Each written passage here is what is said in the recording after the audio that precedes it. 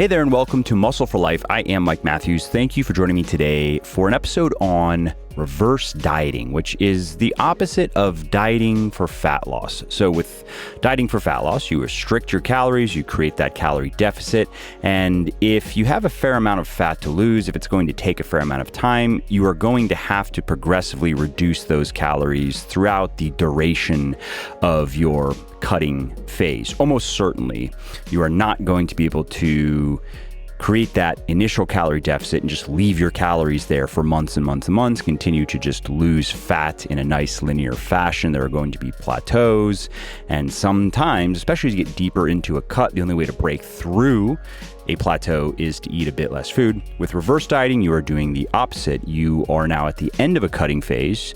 You have achieved your body composition goal, or you are just sick of cutting, and you want to now move back to maintenance calories.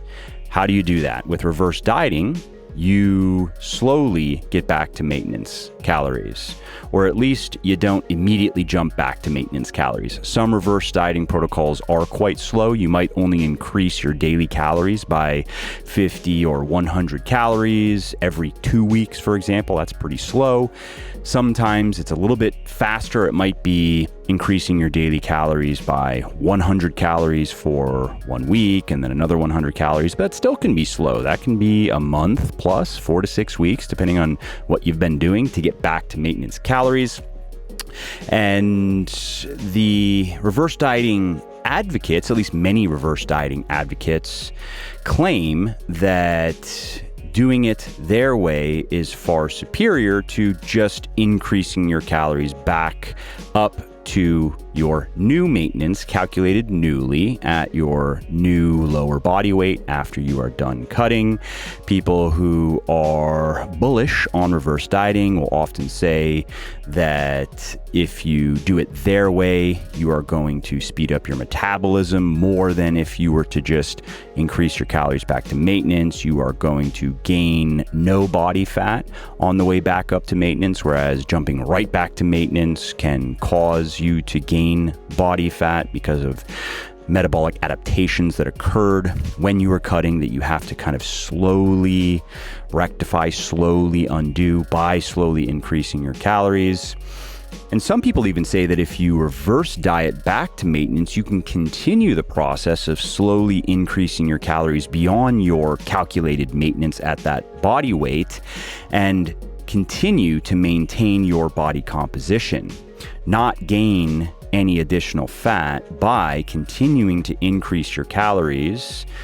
And so this is a topic that I have written about and spoken about over the years. I have also changed my position on it over the years. Many years ago, when I first heard about reverse dieting and looked into some of the research that was being used to support the theory, I could understand the argument, and I thought that it was possible that slowly increasing your calories from your end of your cut back to maintenance might be a little bit better than just going right back to maintenance right away. I never did get on board with the claims that you could continue beyond that point, significantly beyond that point, by reverse dieting, and instead of now having a maintenance caloric intake of, let's say, 2,500 calories per day, you now can eat 3,000, 3,500, 4,000 calories per day without explicitly moving more. That was a big part of the claim. You don't have to work out more. You don't have to even go out for more walks. If you do it right, you basically will be living exactly as you normally do, and you will maintain your ideal body composition, but you'll just be eating a lot more food. And that sounded great, but I was very skeptical of those claims. However, again, coming back to you finished a cut, your calories are low, you want to get back to maintenance calories. I thought it's possible that doing it a little bit slower rather than a little bit faster might be better. And if it were not better, it is not going to be harmful. So why not? However, more recently, in the last couple of years, more research has come out and more smart people in the evidence-based fitness space have looked at that research and thought about that research, and we have also gotten more anecdotal evidence with reverse dieting because it has become kind of popular, at least in the body composition space over the last few years. And when I looked at all of that objectively, I changed my mind. I said, hey, I think I was wrong. I think it's probably best actually to just recalculate your maintenance calories at the end of your cut. Don't go back to your maintenance calories at the beginning of the cut because your new maintenance is going to be lower. So calculate it newly and just go right back to that when you are done cutting. If you want to be very quote unquote careful, okay, subtract 100 calories from that calculated maintenance. Go up to that, eat there for a week or two, let your weight stabilize, see what's happening, and then see if you can go a little bit higher. Although I don't think that's necessary. I'm just mentioning that because I have gotten a bit of pushback from people over the years who were very uncomfortable adding 500 calories, 600 calories to their total daily intake in one go. And they did want to do it in maybe 2 steps. I said, okay, so then let's do 300 to 400 and let's wait a week. You can see how you feel. Maybe 2 weeks, you can watch your body weight go up and then stabilize, and then let's finish it. Let's just get back to maintenance. Let's not drag this out. And so that is basically my current position on reverse dieting. And so that is just some context for today's interview with Cody McBroom, who has a lot of experience working one-on-one with all kinds of people, and who, as you will hear in this interview, agrees with what I just said. However, he also is going to explain some of the exceptions to the rule, because every rule has exceptions, and exceptions do not disprove rules, right? Cody's position, as you will hear, is that most people probably don't need to do any sort of reverse dieting. However, some people can benefit from it, and he's going to talk about who those people tend to be and how they benefit from it and why they benefit from it. And of course, Cody is going to talk about how to do it effectively, how he has done it with many of his clients effectively, what he has seen work well firsthand. Before we sink our teeth into it, research shows that getting enough omega-3 fatty acids in your diet can benefit you in many ways, including reducing the risk of heart disease, increasing muscle growth, increasing cognitive performance, increasing fat loss, decreasing inflammation, improving mood, reducing muscle soreness after exercise, and more. There is a problem though. It's hard to get enough of these vital molecules through diet alone. And that's why fish oil is a popular supplement. It is a safe, easy, and healthy alternative to eating a lot of fatty fish, for example. And that's why I created Triton. It is a high-potency, molecularly distilled fish oil with 2,400 milligrams of EPA and DHA per serving, and those are omega-3 fatty acids that have been specifically linked to a lot of the benefits I just mentioned. And Triton also has vitamin E and lemon oil to prevent oxidation, rancidity, and nasty fish oil burps. Triton is also produced from deep water Peruvian anchovies and sardines caught by fisheries approved by Friend of the Sea. And Triton meets the very stringent purity standards of the European Pharmacopoeia Reference Standards, the Council for Responsible Nutrition, and the Global Organization for EPA and DHA omega-3. And all that is why I've sold over 100,000 bottles of Triton and why it has over 900 4- and 5-star reviews on Amazon and my website. So if you want to optimize your physical and mental health and performance, and if you want to reduce the risk of disease and dysfunction, you want to try Triton today. Go to buylegion.com/Triton, Triton, and use the coupon code MUSCLE at checkout, and you will save 20% on your first order. And if it is not your first order, you will get double reward points, which means you will get 6% cash back. And if you don't love Triton, for any reason, just let us know and we will give you a full refund on the spot. No form and no return is even necessary. So you really can't lose. Go to buylegion.com/Triton, use the coupon code MUSCLE at checkout and save 20% or get 6% cash back, and try Triton risk-free and see what you think. Cody, hey, thanks for taking the time to do this. Yeah, man, I'm excited to get back on finally. Between our two busy schedules, finally made it happen. I know. Here we are. Every few months, the stars align. And yeah, I was looking forward to this one too, because this is a topic. Reverse dieting is what I wanted to start with. We'll see if we have enough time to get to some low calorie dieting. If not, we'll pick it up in another interview. But reverse dieting is something that I first heard about many years ago. And at the time, the consensus, so to speak, in the evidence based fitness space was that this is an interesting concept. There might be something to it. It might be better to, at the end of a cut, for example, slowly kind of work your calories back up to your maintenance as opposed to just jumping right back to maintenance. Or if you're maintaining, there might be some value to slowly trying to increase those calories over time above what is your normal maintenance level. And so there was a time when I was intrigued by the potential for better results really with body composition and just an easier experience cutting and maintaining. And if you can get your maintenance calories higher, that makes for easier cutting when you do want to cut and so forth. And fast forward to today, let's say in the last year or so, I updated an article that I wrote on reverse dieting some years ago to better reflect my new position on it, which was, and I would say still is, which is why I haven't touched on this topic in some time, that it looks like the scientific evidence didn't quite pan out in the way that maybe some of the more zealous reverse dieters would have liked. And it doesn't seem to be as beneficial as many people thought it might be, or even it was.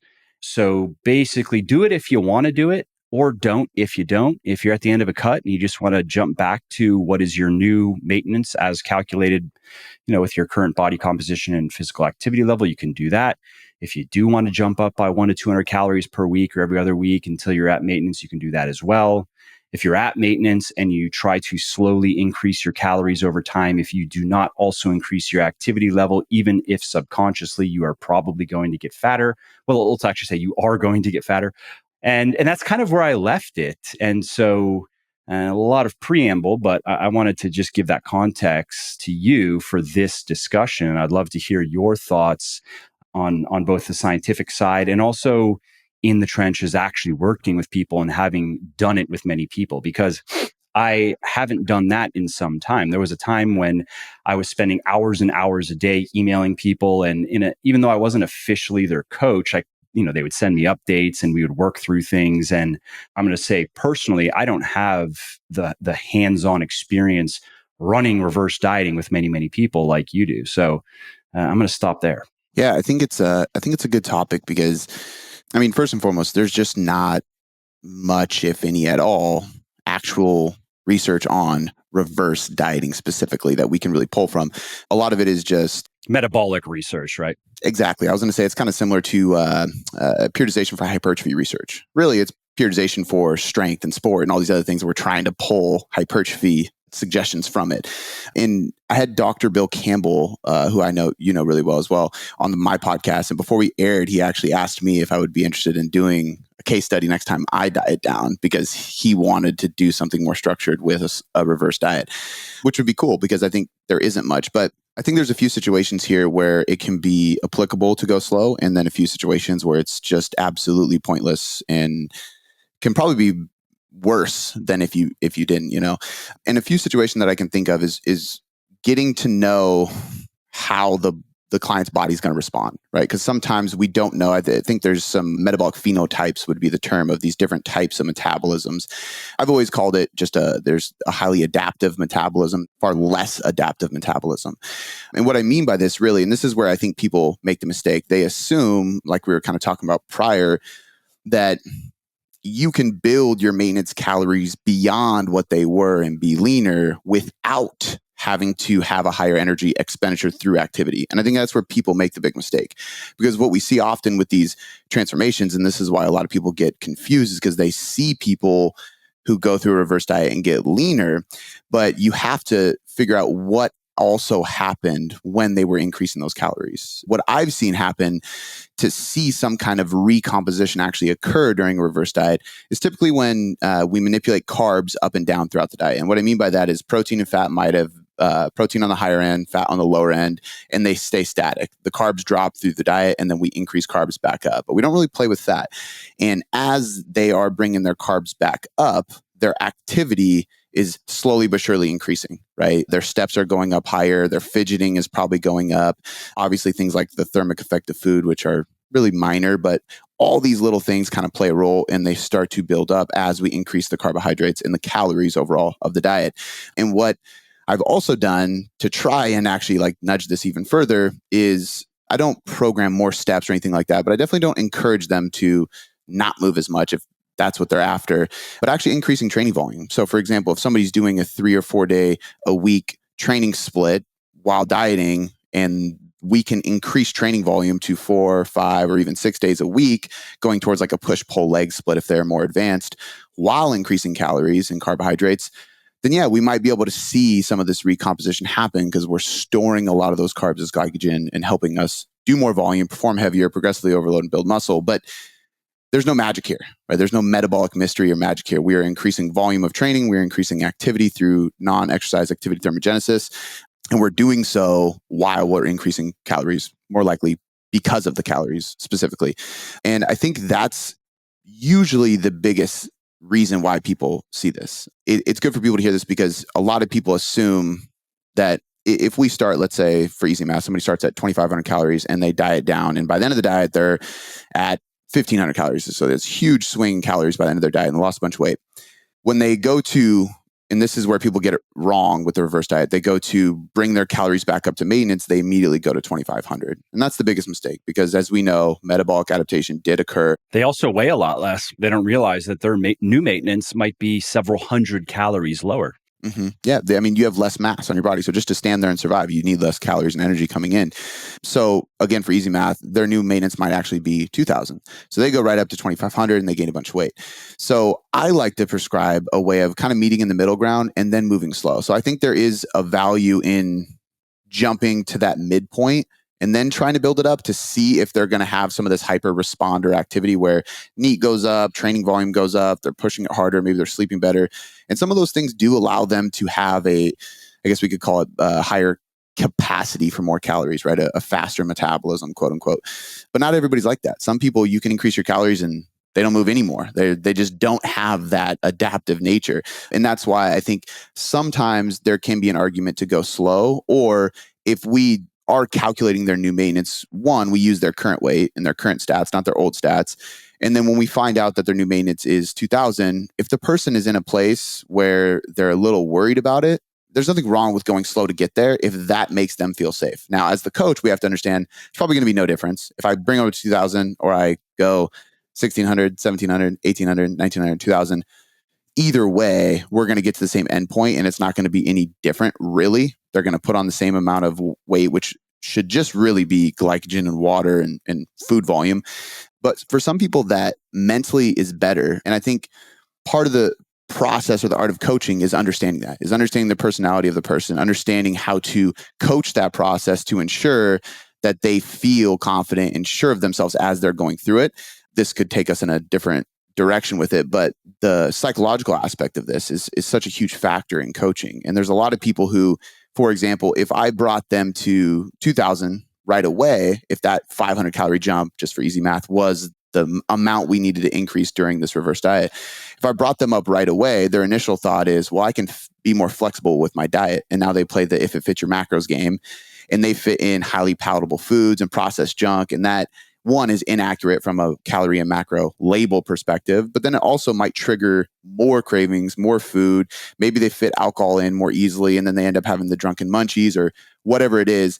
And actually for them, even though there's no physical magic or even data to prove the slow process would work better, if I was to jump calories up by 100 or 200 at a time, they simply would not be able to be that flexible, and they would have to use satiating, more whole food based choices, kind of like bro foods, to do that process.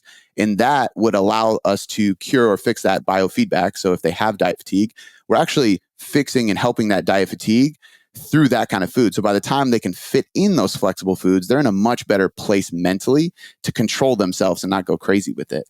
And I think that's something that a lot of people don't think about is the food selection during a reverse diet. But that can make a big role because some people do not have the self-control that others do. And if you open the reins and go, let's just do a recovery diet and bump your calories up right away, that could open the door for that as well. Yeah, so something I personally do is I just eat more of what I was eating when I was dieting. Just take a meal that I like, and I was eating that much rice in that meal or oatmeal, whatever it is, and I'll just increase that. I'll increase this. Okay, good. That's the extra whatever 300 to 500 calories that I need. And I mean, I tend to eat the same stuff for long periods of time because I don't really care and it's stuff I like anyway.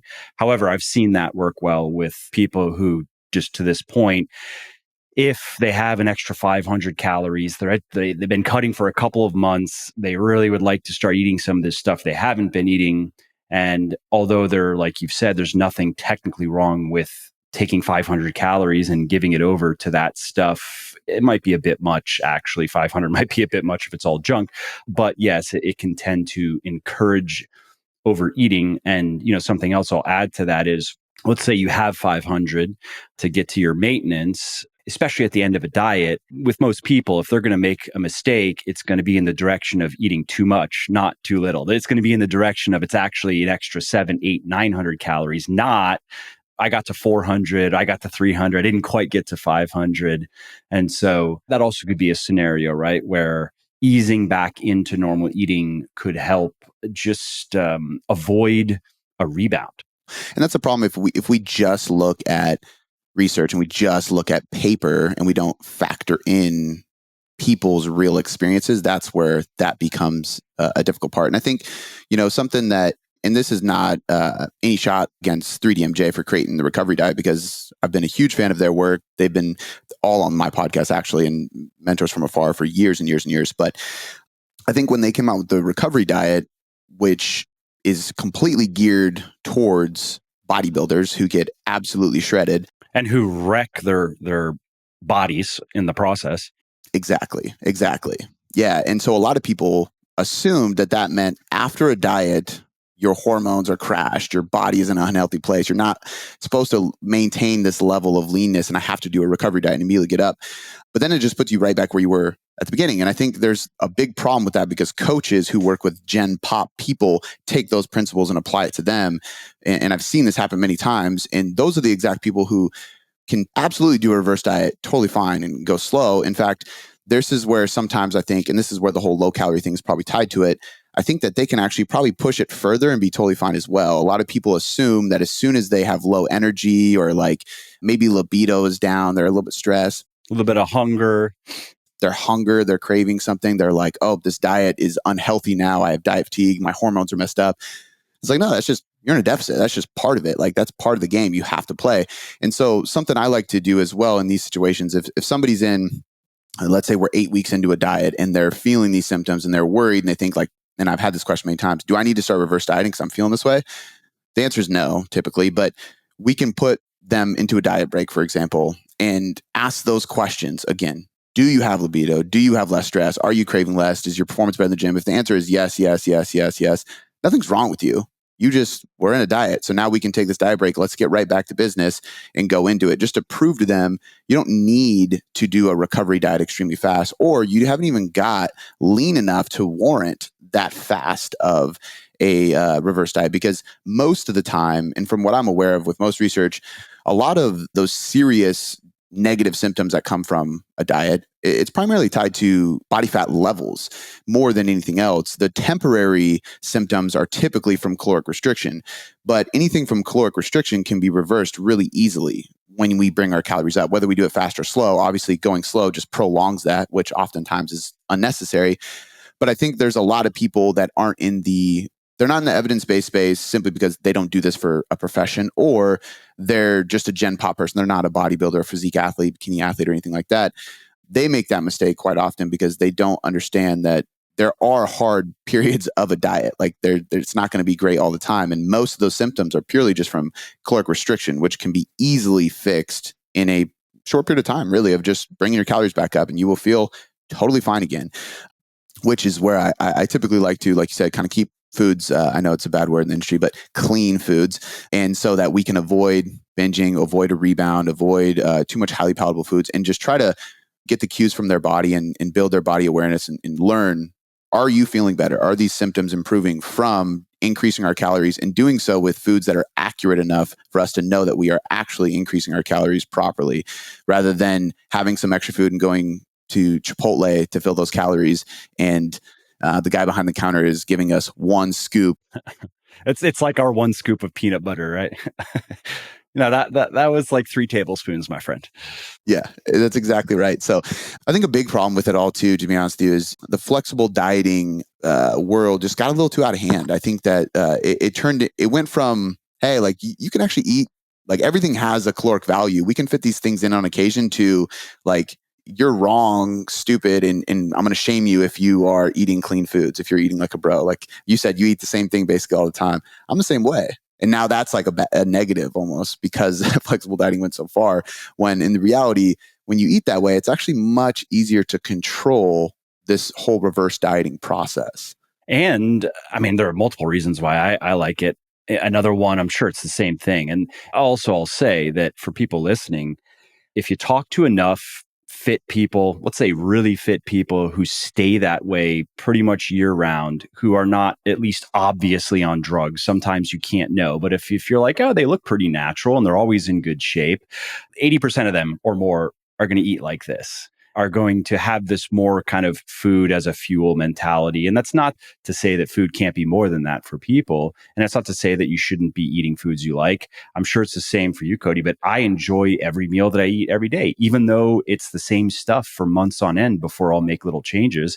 And then when I do make little changes, they're often little changes. Like I've been eating a salad for lunch for years and years and years. It's just not the exact same salad. Every 6 months or so, I just feel like changing it. And so I change it. But it's still a salad. And I still like to eat a bunch of vegetables at dinner. And sometimes it's stir fry type stuff. And sometimes it's other little recipes, but it's still kind of fundamentally the same type of food. And I also like that there's no cognitive overhead in eating that way. I don't have to think about, what am I going to buy? What am I going to eat? How much time do I need to cook this? And I even like making. It's not that I don't like cooking, but it's just a time. I have too many other things to do and think about these days. And so just like how I don't think about the clothing that I wear, I don't care. I don't think about the food until I get to the point where I'm eating a meal and I'm not enjoying it at all, or I'm just like, ugh. That's when I change. Even with variety, if we look at like, there's actually some really interesting research. Menno Henselman's came out with a book on self-control, and there's a lot of cited research on willpower and self-control and stuff. It's really cool. But there's quite a bit of interesting research on just boredom and like stimulating your mind, which helps your consistency and your willpower and all those kind of things. So for example, if I have a meal that has raspberries and then in 2 weeks I change it to blueberries, virtually the same exact thing, calories, macros wise, but that mental stimulation of change actually cures some of that boredom, I would suggest. So there's sometimes where help clients swap the simplest thing, and that alone can actually help them stay consistent. And we don't have to, like you said, it's not more draining energy and thought process or stress of how do I track this, how do I measure it. It's basically the same thing. 100 grams of strawberries or blackberries or blueberries or raspberries, it's all the same shit. It's basically just the same exact amount of calories, carbs, fiber, and nutrients. So little things like that, I think, help a lot with a lot of people. And to your point too, I saw some research on this, and I want to say they used mac and cheese in the study, and I think they did one on a buffet too. But if you apply the concept to this, it'll be helpful. But essentially, what they found is that the more you increase the frequency of said food, the less likely you are to overeat in calories. And they saw it taper down and satiety signals got kind of regulated and stuff. Whereas, and this is why cheat meals are so much worse off than having flexible dieting. Having a little bit here and there is actually really helpful to avoid those binges, because if you're saving it up and then you have a cheat meal, I mean, you're going in and it's probably going to lead to overeating. But I think there's a lot of people who maintain lean physiques year round. Usually they all eat very similar food groups, and they eat the same things every day. Like you said, I'm the same exact way. And I think this is part of it. If you're not bored and you enjoy the food and you're able to repeat it over and over again, you're far less likely to overeat. And I've experienced that, but it was cool to see some research actually just recently. I don't know if the study was done recently, but I was shared this research from Jackson Pias, I think was the guy I originally saw. Yeah, I'd love to see it. I haven't come across this. Yeah, he shared it on his Instagram, and I kind of picked his brain on it. And essentially, from what I remember, they basically had two groups. One group had this mac and cheese 5 days in a row versus a group had it once a week for 5 weeks. Just within the 5 periods, the calories decreased because their satiety signals decreased. Like as you ate the food over and over again, you got less likely to overeat it, even when it was like you can have as much as you want. Yeah, the novelty wears off. Okay, it's just mac and cheese again. Exactly. Yeah. And in the group that had it once a week ended up actually just eating more and more. They never really slowed down. They just kept eating a lot and overeating. Now, obviously, we just have to take that with a grain of salt because it's research done on mac and cheese. It was only 5 times. It rings true though. Like if you do tend to eat things a little bit more often, you tend to regulate your intake of them better than if it's every so often. And like you said, you've been saving it up and now you're so horny for this cheat meal. And Exactly. Yeah. And a big piece of this too, and there's plenty of research to prove this, I'm sure as well. This is why food prep is so helpful. And I don't always mean like you have to have all these Tupperwares full of food that you carry around in some big cooler like back in the day. But more than anything is just like tonight I'm preparing my meals for tomorrow. Like in my head or on my MyFitnessPal or on Google Sheet, however you want to do it, or if it's in Tupperware, it's great.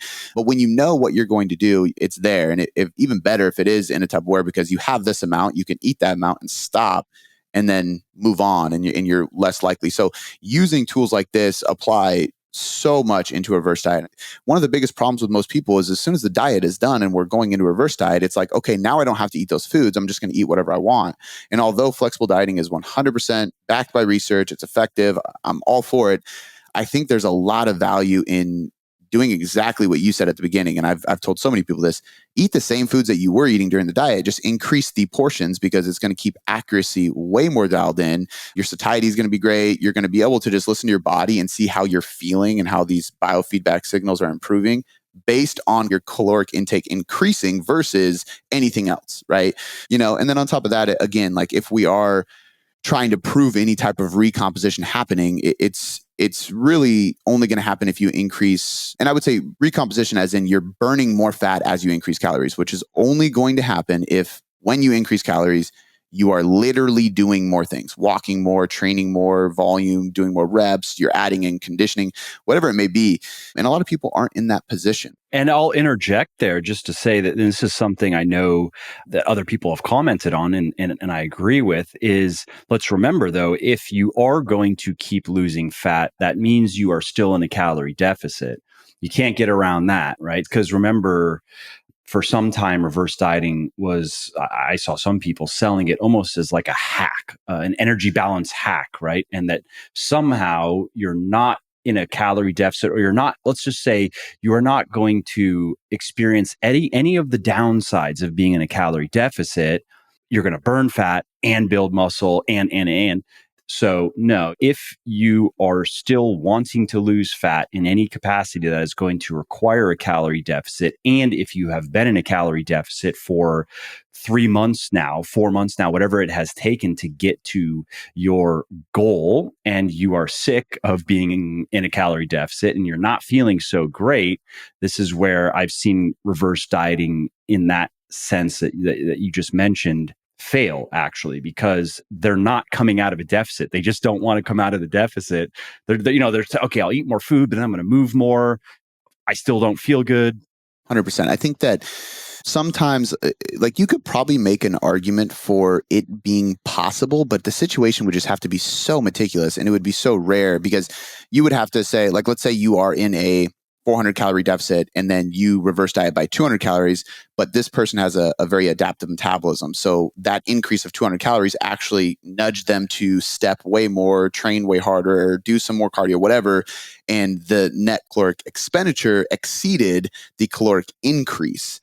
Then you could say, yeah, you would lose some fat, but it still proves your point of you're still in a deficit. If anything, you're in just as much, if not more. You just added some calories in it and encouraged you to create a bigger energy expenditure through exercise. And that's not going to fix the diet fatigue at all. The diet fatigue continues. It's just going to give you a little more food.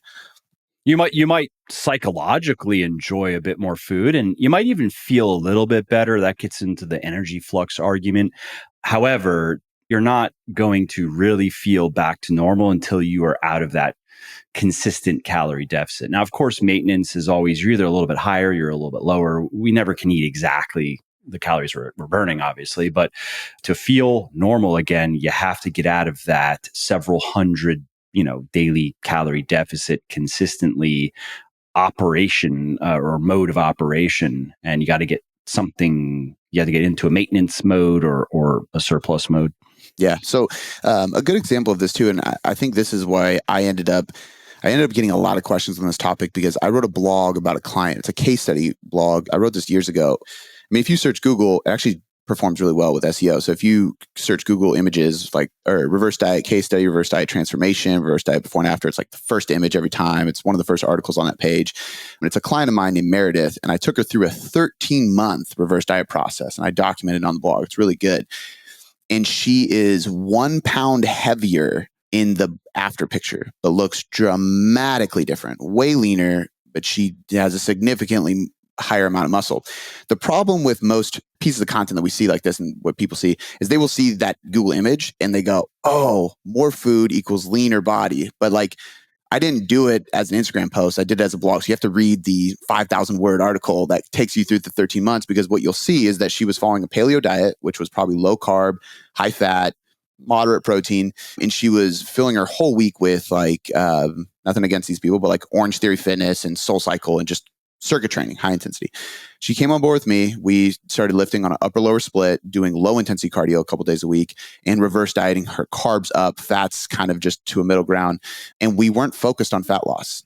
She really just built muscle over time. And she probably burned a little bit of fat at the beginning because it was such a new thing for her. But she wasn't obese. So after she probably lost the first maybe 3 to 5 pounds of fat, she really was just building muscle, and it just made her look leaner.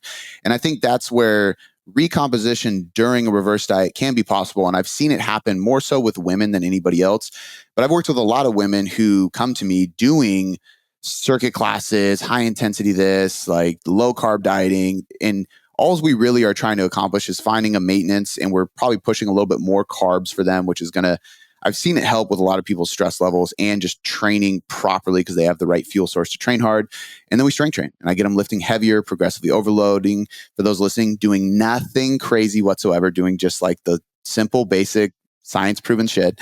And we're patient. And these people are typically skinny fat at the beginning is what they would call it. And they build muscle. So they look like they recomp, and I would still look at it and think, oh, that's a great recomp. But realistically, if we truly want to look at it, they're probably not losing a pound of fat. Their body fat percentage might go down, but it's purely because their muscle tissue increases, and that drops the percentage of total fat compared to muscle, which lowers their body fat percentage. And I think that's a misconception as well. A lot of times reverse dieting can cause lean gains, but it's not a recomp. I guess in one way it is, body fat percentage drops, but in one way it's not, because body fat pounds don't drop. Yeah. When a lot of people hear recomp, they think losing fat, building muscle at the same time. And so this is a little bit different, even though it seems to also be a type of recomp. What else do you call it, kind of thing? Yeah, exactly. There's just a visual kind of trick to it, even though it's not meant to be tricky, of course, but to your point, and just to drive it home. And I've seen this many times as well, particularly with women who are starting out with, in an absolute sense, not that much body fat. To your point, they probably wouldn't even qualify as overweight. Maybe they're skewing toward the overweight end of the normal spectrum, but they're not even overweight. They just have so little muscle that all you really see is jiggly skin, and that's about it. And then when they take a year or however long it takes to add enough muscle to the right places on their body, they're now filling out their frame a lot better. And now they have some shape and they have some curves, because of course muscle is what gives us that same amount of fat on that more muscular body looks totally different. Yeah, that's 100%. I would say that's probably the vast majority of the cases. Even for me, I did a photo shoot for some marketing stuff we did just not that long ago. And I would say the first month afterwards, it kind of looked like I recomped, but people might have even thought I maintained leanness or got a little bit leaner, but I increased my carbohydrates pretty rapidly. All that happened is I just filled up. I just replenished muscle glycogen, and I was still training hard, and that created this illusion, right? But if you looked at the scale, like I was definitely a few pounds heavier. I didn't gain muscle. It's like muscle memory, if anything. It's just muscle filling out with more glycogen because I'm increasing my carbs again. And I think that's part of it as well. People forget, I believe it's every 1 gram of carb holds 3 to 4 grams of water or something like that. And then there's also food volume. So if you're filling your diet with produce, vegetables, fruit, things like that, if you're eating lean meats, if you're consuming sweet potatoes and whole grains and rice and things like that, not only does that water in your muscle store water, the carbs in your muscle store water, but also your gut is going to pull water and food volume is going to be in your gut as well. So now we have water and extra food in our gut. And typically, another thing people don't remember, and there's nothing wrong with this, but when we increase calories, we typically naturally increase sodium because we have more food to put salt on or more food to have sodium in it already or more food to use condiments on. And that's going to increase sodium. Sodium pulls water as well. So there's all these factors that kind of play in a role of weight gain during it, some of which can actually make you look better. But it's not any crazy magic or recomp or anything like that. It's just the fact that you are gaining some water weight. So I think that there is a lot of things that make people think there's like some trickery, and there's unfortunately some people that do try to play that card and have this like clickbait style stuff. That's why I appreciate content creators like us, because instead of me doing a before and after on Instagram and just saying reverse diet recomp and then just do a bunch of hashtags, it's a long form blog that breaks down the process, what's actually happening. And for coaches and business owners listening, that actually does way more for my business long-term anyway, because that blog's been up for 3 years and it's still producing a lot of leads and traffic to our website versus an Instagram post that would be gone. Nobody would remember it anymore because the newsfeed has evolved since then and it's not a reel. So it's not going to work. But point being, I think that there's just a lot of confusion with reverse dieting, specifically in the Gen Pop space. But I personally don't think that there's anything wrong with going slow. I don't think there's anything wrong with going fast. I think typically you're going to get to the same endpoint. It's most likely going to be a personal preference for the person. If somebody does get lean enough to where their body fat levels are potentially causing issues, specifically with women, amenorrhea and things like that, which you got to be pretty damn lean for. But I've seen it a few times with competitors or CrossFitters that I've worked with. But typically, most Gen Pop people don't get lean enough to experience seriously negative symptoms from dieting because their body fat levels don't get low enough. So you can reverse diet slow. However, some people just can't adhere to it, especially if they get too flexible during the reverse diet process. So I personally still go pretty slow.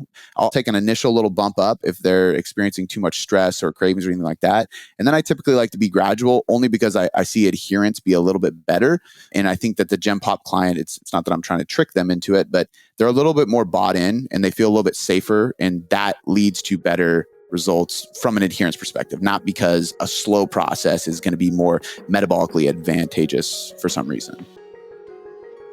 Hey there, if you are hearing this, you are still listening, which is awesome. Thank you. And if you are enjoying this podcast, or if you just like my podcast in general and you are getting at least something out of it, would you mind sharing it with a friend or a loved one or a not so loved one even who might want to learn something new?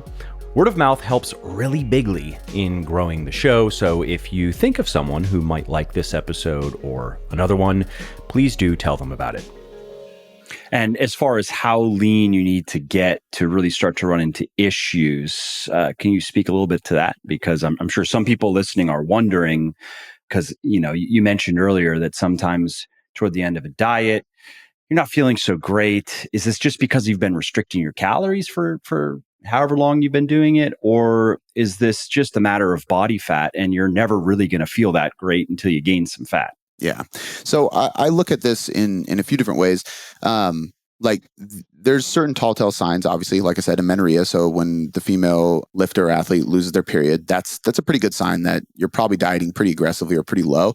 Some women can get that happening without getting too lean. But usually I only see that happen with women who don't have a lot of muscle tissue, because it's harder to see for them. It's harder for them to see that they've gotten that lean because they don't have a lot of muscle tissue. So they kind of have that skinny fat look.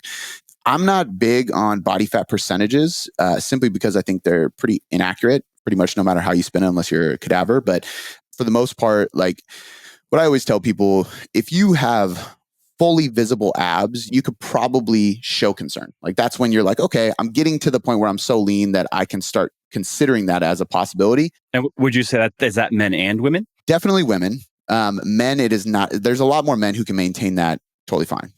These apply to women too.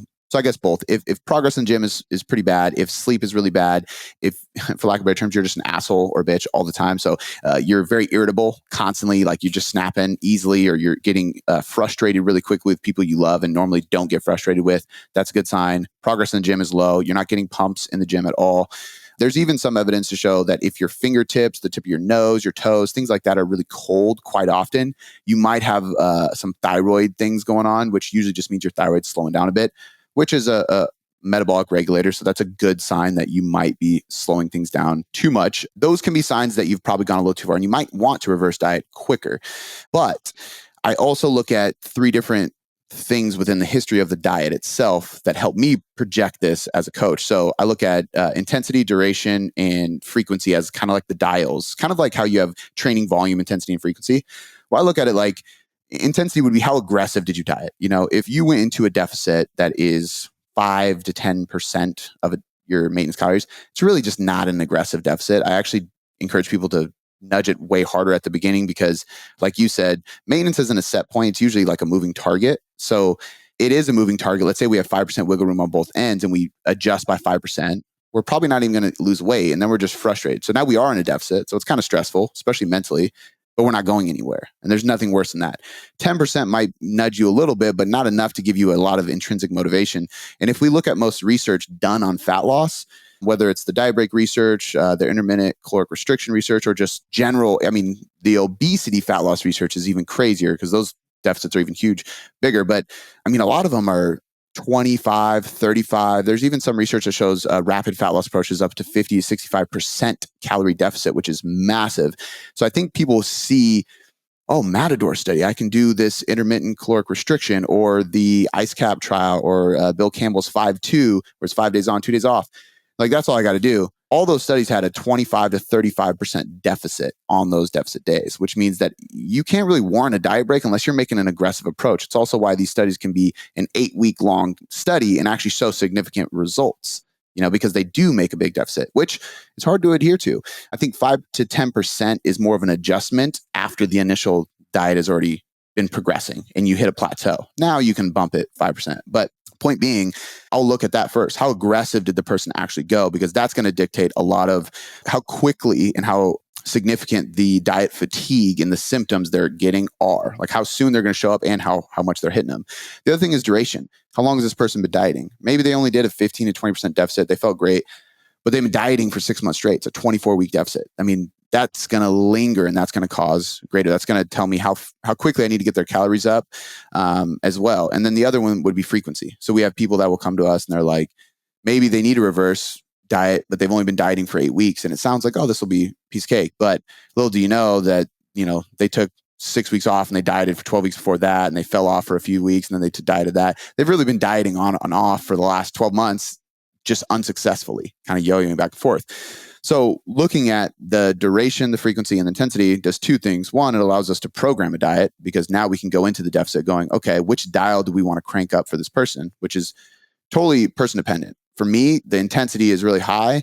You got to be careful there because you don't obviously want to sacrifice muscle tissue and stuff, which I do think you have to be pretty aggressive with, or just dumb by having really low protein or not strength training to lose muscle tissue. But I'm the type of person who would rather just get it done. I don't need diet breaks. I don't need a long duration. I don't want a long duration. Just turn the intensity up. Let's just do the job. And then I'm not going to diet again for a year. Like I don't have the interest.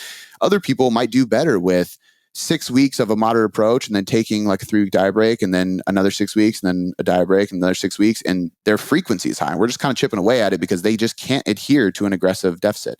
And the same thing applies to somebody who would want a long diet. So maybe they do diet for 24 weeks, but it's a very small deficit. And we're just kind of chipping away at the lowest possible amount of weight loss per week. But all of these things kind of let me know, first and foremost, one, how to program diet, but also how hard are those symptoms going to hit the person? And then it's just a matter of asking about those symptoms, usually as the weeks go on. So you can kind of see them coming because we're asking our clients, how's your stress? How's your hunger? How's your performance? We're looking for these things. Most of us, we're tracking progress in and out of the gym.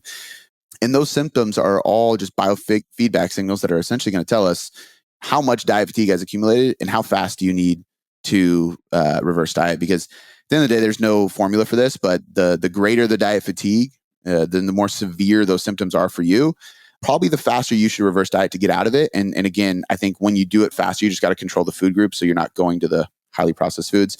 And then, I think the last thing really is just the personality type matters quite a bit with all of this, as far as what kind of diet we approach, but how fast we're going to reverse diet as well. And the personality type also dictates the perception of that stress. So there was even some research, can't remember who I want to say it was Lane.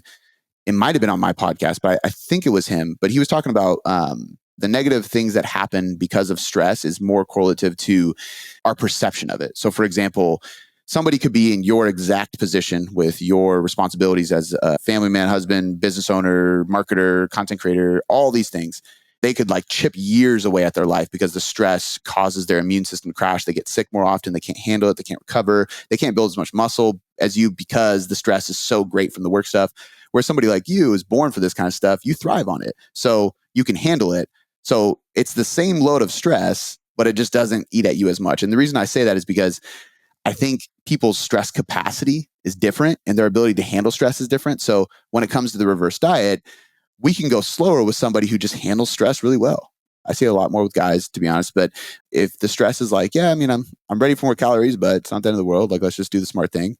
Cool. We don't have to overthink this. We can be a little more rigid with our food groups while we reverse diet up so that we can avoid these highly processed foods. Where somebody else, we need to implement a structured free meal or something because they're gonna kill themselves if they can't just eat normal because they hate this diet process, which it should never get to that point. But a little bit of a rant, but I think all these things kind of play a role in the coaching process. And some of it you can lean on research and some of it you just have to understand some of the evidence and scientific research and then just kind of just extrapolate what you can from it to try to make your best judgment call because real world situations can be different, You mentioned earlier that some people respond differently to more food. So you take one person, you feed them more food, and they naturally just start moving around more. They start burning more energy outside of their formal exercise. So they may not even be particularly aware of it, but they feel more energetic, and that just turns into more movement, and they take the stairs all of a sudden when normally they would take the elevator, stuff like that. And some people, they just don't respond that way. Have you worked with people who have found that they can slowly increase their maintenance calories over time to a higher point than they were at? I mean, it doesn't go on forever, while basically maintaining the same body composition simply because that's just how their body responds. I mean, again, as you mentioned, there's nothing magical to it, but they just tend to move around more and they have more energy. And so maybe they even consciously are like, you know what? I feel great. I'm going to go for a walk. I don't normally go for a walk. I'm going for a walk now every day. And that's an extra 100 calories. And you add up enough of those things. And all of a sudden now you actually are eating another 300 to 500 calories per day and still maintaining the exact same physique. I haven't. Because that is part of the reverse diet pitch. The appeal. Yeah. I think there's two situations here. One is not necessarily anybody I can think of as clients. And if they are, they just don't realize it. They're not that aware. But even for myself, I notice the mail piles up in my mailbox when I'm dieting down because I just don't walk to get the mail. When I'm at maintenance or anything, I enjoy walks. I'm like, oh, there's a chance to listen to music. I'll mow the lawn. I'm glad that's just my personality type. I like to move. So I've dieted down enough times for, I did physique competition years ago and then photo shoots and stuff like that I've done it enough times and noticed oh yeah, I get pretty lethargic when I diet down. But to your point, when I diet back up, I don't go beyond what my normal is. I have my normal, which is active, and then I have my diet self, which is just lazy, and I think that's usually what it is. I typically find that you have to program people to move more beyond what their natural desire is. And so I have seen the result you're talking about, but not naturally. And the reason I say that is because I've had people go through this process with me. They hire us, we diet them down, we bring them back up, and they do get to their normal, but their normal wasn't really that active. So I'm like, hey, it actually wouldn't be a bad idea for you to increase your steps because it's healthy for you. And that ends up fueling more calories because normally they're 5,000 steps a day at best. And we're like, hey, let's shoot for 10,000 because that's a good marker. You're going to be able to eat a little more food and it's healthy for you. And so they add a couple walks throughout the day and they easily hit 10,000. But again, that wasn't their norm. It's actually intentional. So to an extent, you can even argue that's not neat because I'm physically telling them to go do it. So it's not really, yeah. So we still count it towards steps, but they know what they're doing. So I think that I've had some guys that were skinnier guys that it's only happened a few times where I actually had to program less steps, for example, because when we increase their calories, they just keep moving. And I'm like, dude, we're trying to gain weight. You need to just chill out more. So we actually like program them down. It's like, hey, let's do less steps. Don't go beyond this point, because they do naturally just move. They weren't aware of it. It was like, hey, I want you to put a pedometer in your pocket because I think this is what's going on. Sure enough, it was. So I had to like really teach them what was happening. But yeah, I really don't think it happens much outside of the case study situation I explained, where we did change their lifestyle to less circuit class, high intensity stuff, less paleo stuff. Again, this isn't just natural, it's more methodical, but carbohydrates are more thermogenic. So there's plenty of low carb fans, and some people feel great eating low carbs. And at the end of the day, you can eat low carb and lose weight, and there's nothing wrong with it.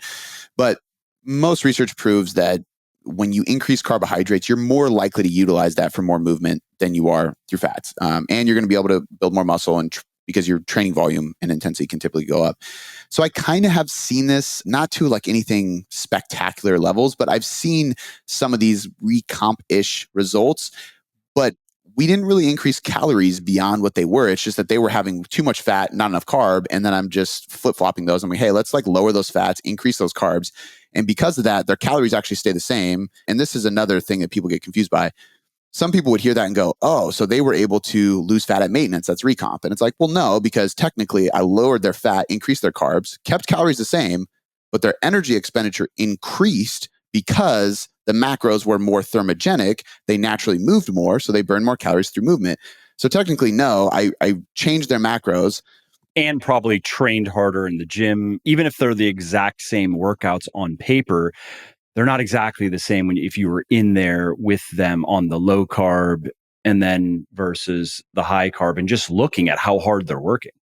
Yeah, and that creates a deficit. So again, this is where I think people have such a hard time, because more and more science keeps coming out, and it just goes calorie deficit, calorie deficit, calorie deficit. And it's kind of frustrating because I'm like, it's unfortunate, but at this point, I'm going to say that the weight of the evidence is insurmountable. If you want to quibble, you can go, oh, science doesn't prove anything. Okay, fine. But there are some questions that are not worth asking anymore. And what is the physiological mechanism that is responsible for fat loss? That's just not a question worth asking. We don't need to investigate that further. Yeah. So I think the only way that you can hang your hat on the idea of reverse dieting creating a recomposition effect is if you were skinny fat and it helps you build more muscle. Therefore, technically, your body fat percentage drops. Or you do exactly what I just said. We change training and or macros in a favorable way that creates a bigger energy expenditure through your activity, and that causes fat loss. And sometimes that can happen naturally because your intensity in the gym goes up, and maybe you're just, because there's certain things we can't track. Maybe their steps didn't go up, but maybe they move more with their hands when they talk. Maybe they're fidgeting more. Maybe they're standing up. Now they're at a stand-up desk, or whatever it may be. There's things that add up, and those can play a role. Carbohydrates are more likely to, they are going to store as muscle compared to fat. Fat's not going to store as muscle, but they're harder to store as body fat compared to fat. So, and people don't like to hear that, but it's true. And it doesn't mean that carbs can't store as fat. You need a surplus. But nonetheless, if you're at maintenance, having more carbs might be advantageous for this idea, but not because it defies the law of thermodynamics. It just kind of makes it you in a more favorable equation of thermodynamics, if that makes sense. Yeah. If you're in a consistent calorie surplus, unfortunately, your body's going to figure out how to get fatter. That is what is going to happen, regardless of how those macros are broken down. I know there's some research that indicates if all of the excess calories come from pure protein, that might not be the case. I will say, in my personal experience and just having heard from and worked with so many people over the years, I don't know of any practical way to put that little factoid into practice.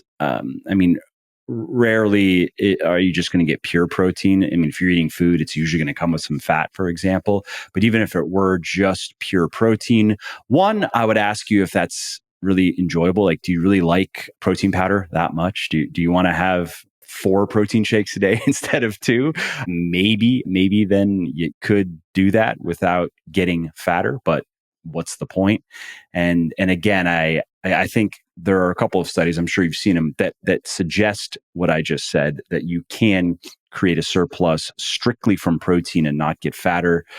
But we know that is probably not going to help you build muscle faster or better than just a standard high protein diet.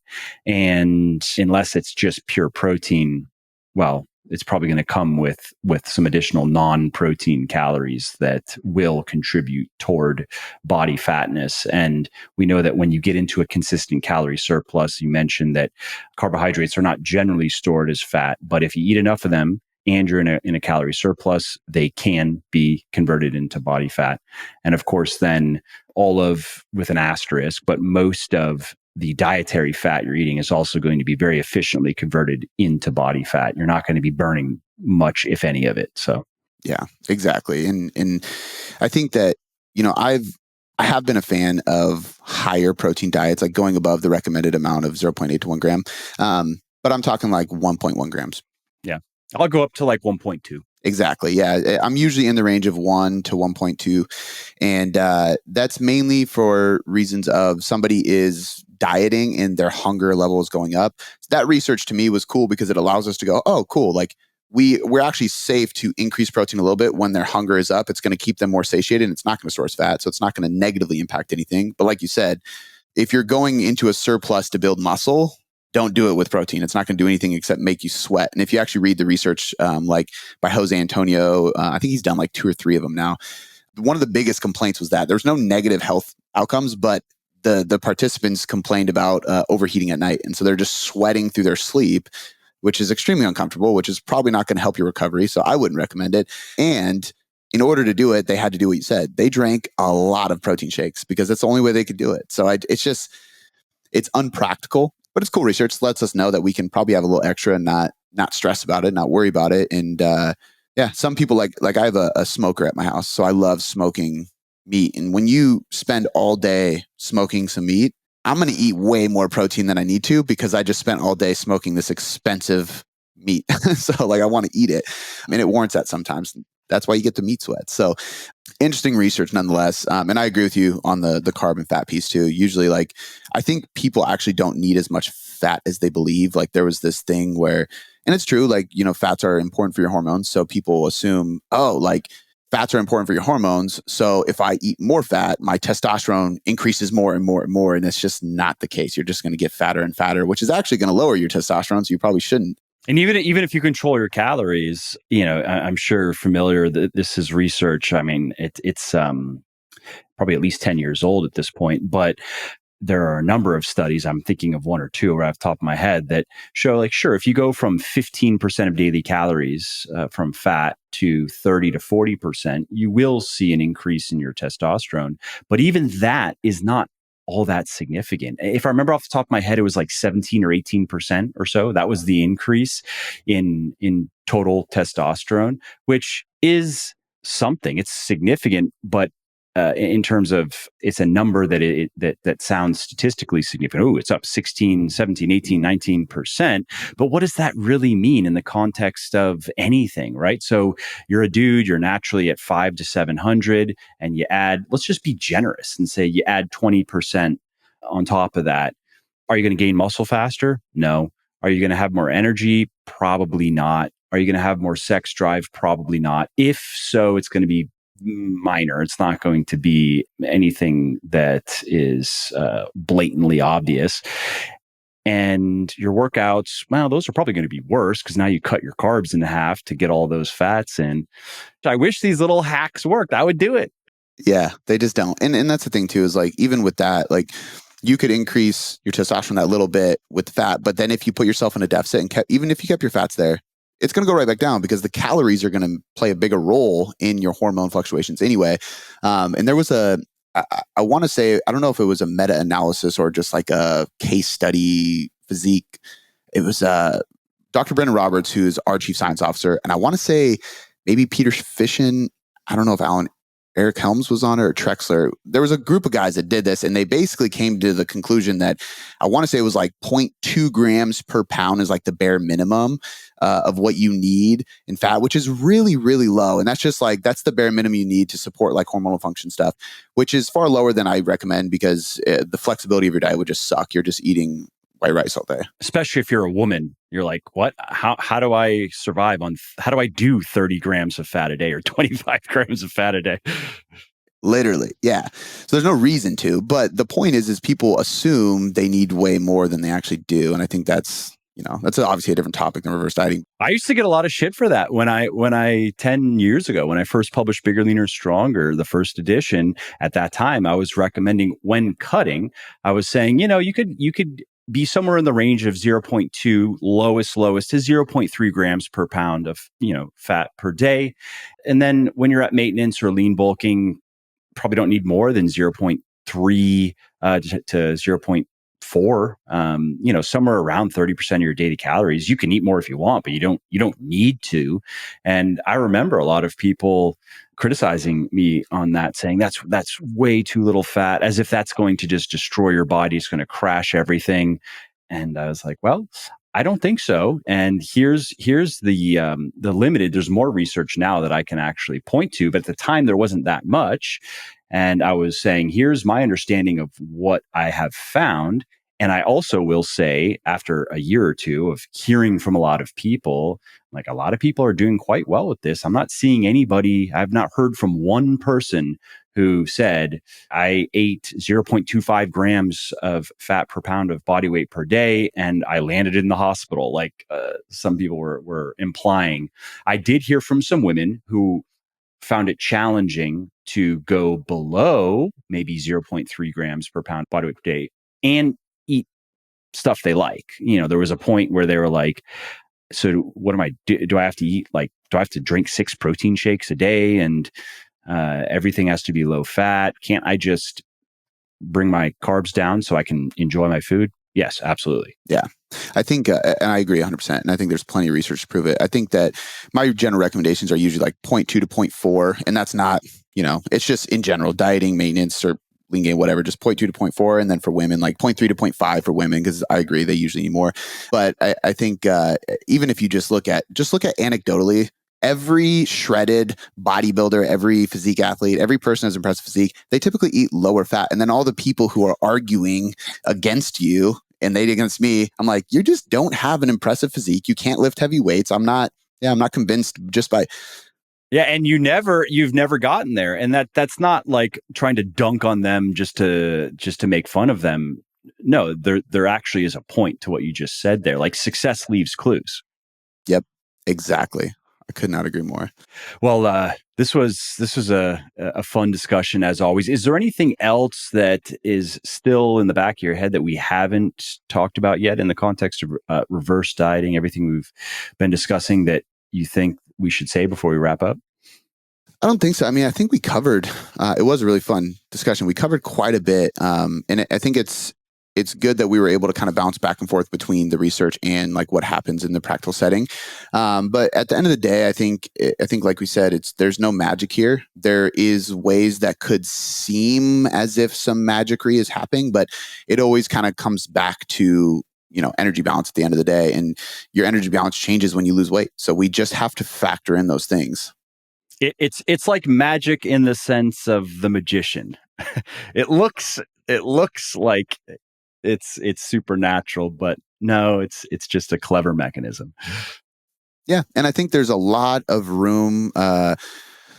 I'm hoping for more like case studies and research to come out, like Bill was talking to me about, just with it to just show how it should be done in the practical world. And I think more coaches need to kind of tune into the psychology behind an individual while they're coaching them, because I think that plays the biggest role in how this process is going to work best ultimately. Yep. Yeah, totally agree. Well, then with that, why don't we just wrap up? Let's let people know where they can find you and your work and your coaching services and anything else that you might want to tell them about. Yeah. First and foremost, thank you for having me on, man. It was a blast again to come on and talk about this topic. But on Instagram at Cody McBroom, I post there pretty frequently. Our podcast, the Tailored Life podcast, which Mike has been on multiple times, as well as many guests. We just hit episode 800, which was, it was pretty cool we've been doing it for a while. So the podcast is growing a lot, over 3 million downloads. So we're having fun there. There's a lot of free content there. And the website has guides, blogs, videos, all kinds of stuff. That's where our coaching is too. And that's tailoredcoachingmethod.com. Awesome. Well, thanks again for taking the time to do this. And I look forward to the next one. We talked a little bit about low calorie dieting, but maybe we should deep dive into that next time. Yeah, I would love to. I think that's a great topic. Well, I hope you liked this episode. I hope you found it helpful. And if you did, subscribe to the show because it makes sure that you don't miss new episodes. And it also helps me because it increases the rankings of the show a little bit, which of course then makes it a little bit more easily found by other people who may like it just as much as you. And if you didn't like something about this episode or about the show in general, or if you have ideas or suggestions or just feedback to share, shoot me an email, mike@muscleforlife.com, muscleforlife.com, and let me know what I could do better or just what your thoughts are about maybe what you'd like to see me do in the future. I read everything myself. I'm always looking for new ideas and constructive feedback. So thanks again for listening to this episode, and I hope to hear from you soon.